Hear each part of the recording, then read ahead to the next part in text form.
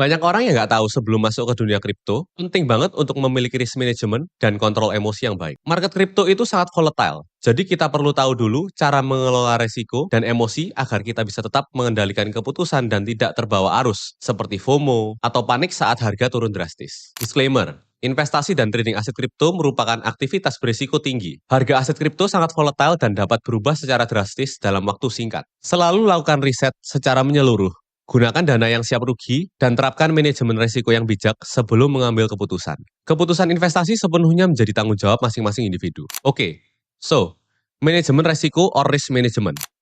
Singkatnya adalah strategi cara kita mengelola modal supaya kerugian dalam trade dan investing bisa dikendalikan. Hal ini wajib diterapkan saat trading. Nah, umumnya kita perlu menetapkan 3 posisi penting dalam trading, yaitu entry, dan yang kedua yaitu stop loss. Dan yang ketiga adalah titik take profit kita. Nah, entry point ini adalah titik harga, di mana kita membeli aset kripto karena dinilai sudah ideal berdasarkan analisa yang telah dilakukan. Sedangkan stop loss sendiri adalah titik batas harga kerugian yang kita tetapkan untuk menjual aset jika harga bergerak berlawanan dengan prediksi dari analisa kita. Nah, untuk take profit, seperti yang kita tahu juga, adalah level harga di mana kita menjual untuk mengamankan keuntungan. Nah, menentukan ketiga posisi ini membantu kita untuk mengambil keputusan dengan lebih terukur dan menghindari fluktuasi emosi yang berlebihan saat trading. Umumnya, dalam trading, kita hanya mengambil resiko sebesar 1-2% dari total modal di setiap posisi yang biasa dinamakan 1% rule atau 2% rule. Jadi,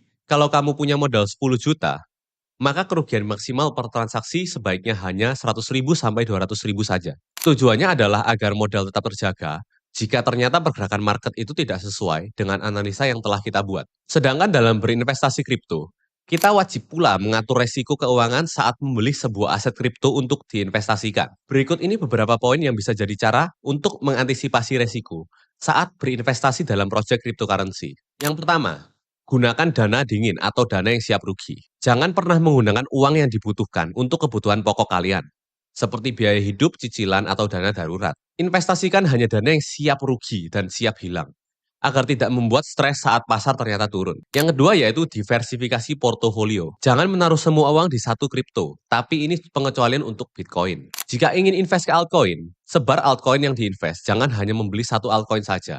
Mungkin bisa pilih 2-3 atau lebih altcoin yang menurut kalian proyeknya menjanjikan.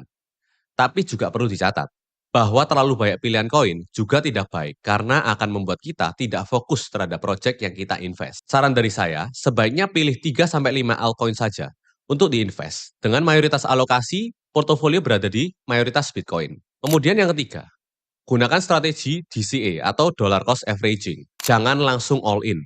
Gunakan prinsip seperti DCA, yaitu membeli secara berkala dengan jumlah tetap. Yang keempat, yaitu rebalancing secara berkala. Dan jangan lupa untuk take profit. Pantau terus dan evaluasi portofolio setiap beberapa bulan. Jika satu aset tumbuh terlalu besar dan melampaui porsi idealnya, kamu bisa menjual sebagian dan pindahkan ke aset lain yang masih punya potensi kenaikan. Dan juga kalian bisa menggunakan strategi moonbagging dengan menjual investasi kripto kalian yang sudah naik 100%, yaitu dengan menjual 50% dari porsi kripto tersebut yang sesuai dengan nominal yang sudah kalian investasikan.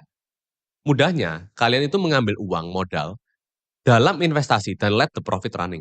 Yang kelima, miliki dana darurat sebelum investasi. Idealnya, kamu sudah punya dana darurat minimal 3-6 bulan ketika kamu berinvestasi. Ini supaya kamu tidak terpaksa mencairkan investasi saat nilainya ternyata sedang turun. Kemudian yang terakhir, selalu belajar dan update. Market itu berubah terus. Pastikan kamu terus belajar, ikuti berita, ikuti perkembangan, project yang diinvest. Dan pahami tren ekonomi agar bisa mengatur strategi resiko dengan lebih baik. Nah, oke. Setelah kalian punya strategi manajemen resiko buat terjun ke market, satu hal penting lainnya yang harus diperhatikan adalah psikologi saat trading. Ini sering banget jadi penyebab trader itu rugi. Karena mereka nggak bisa kontrol emosi atau kelola psikologi mereka sendiri waktu ngambil keputusan di market. Biasanya, di market ada beberapa kecenderungan sifat yang sering muncul. Yang pertama adalah FOMO atau Fear of Missing Out. Ya, sekalian pasti sudah tahu ini dan seringkali diulang-ulang para edukator market. Buat jangan FOMO, jangan FOMO. Ini adalah emosi yang memicu kalian untuk beli di pucuk karena takut ketinggalan tren. Harga kripto sudah di atas. FOMO, kemudian akhirnya beli di pucuk, dan waktu turun akhirnya nyangkut dan rugi. Kalian wajib waspada ya dengan sifat yang satu ini. Kemudian yang kedua, ada yang namanya FAD alias fear, uncertainty, and doubt. Nah, ini kondisi di mana orang gampang panik pas ada berita negatif. Atau dengar berita yang belum pasti kebenarannya, kita malah buru-buru cut loss. Tanpa mikir panjang, tanpa strategi, dan ujung-ujungnya saat koinnya rebound dan naik, kita malah rugi dan hilang peluang untuk memperoleh keuntungan. Yang ketiga juga biasa dialami oleh trader profesional yaitu revenge trade. Nah, ini juga harus sangat diwaspadai ya. Biasanya ini terjadi saat kita ngalamin loss dalam trade, lalu ingin dengan cepat mengembalikan kerugian itu dengan membuka trade lainnya yang asal-asalan tanpa analisa yang matang. Ujung-ujungnya tambah rugi. Lalu mengulang revenge trade lagi, terus-terusan sampai rugi kita yang seharusnya sudah teratur dengan risk management yang baik, jadi sangat besar. Kemudian, selain itu ada juga emosi psikologis yang juga cukup penting diperhatikan. Yang pertama itu overconfidence. Biasanya setelah beberapa kali profit dan analisanya betul, trader itu jadi langsung terlalu percaya diri, mulai buka posisi besar tanpa analisa matang. Nah efeknya, begitu marketnya ternyata tidak sesuai, kerugiannya juga besar. Dan yang kedua juga tidak kalah penting adalah sabar ya. Ingin cepat kaya, nggak sabar nunggu sinyal masuk, akhirnya asal entry. Entry price-nya kurang bagus, stop loss dan risk-nya lebih dari strategi. Akhirnya merugi lebih dari aturan yang sudah kita tetapkan sendiri.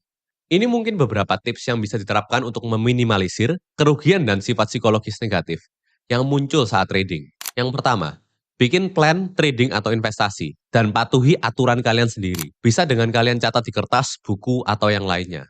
Yang kedua, pakai dana dingin. Kalau kalian mau trading atau investasi, jangan pakai uang yang dipakai untuk kebutuhan sehari-hari. Yang ketiga, gunakan journal trading untuk evaluasi. Ini juga penting, karena dari sini kita bisa belajar dan mengevaluasi kesalahan apa saja yang kita sering lakukan saat trading.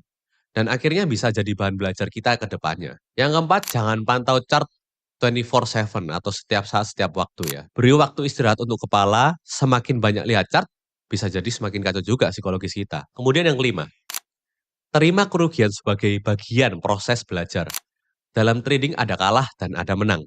Yang penting adalah keuntungan yang kita terima harus lebih besar daripada kerugian yang kita alami. Dari semua hal tersebut, intinya punya manajemen resiko dan kontrol emosi yang baik. Itu penting banget supaya kita bisa trading dan investasi dengan lebih bijak. Di video selanjutnya kita bakal bahas sekilas tentang analisa kripto secara teknikal, fundamental, dan juga on-chain.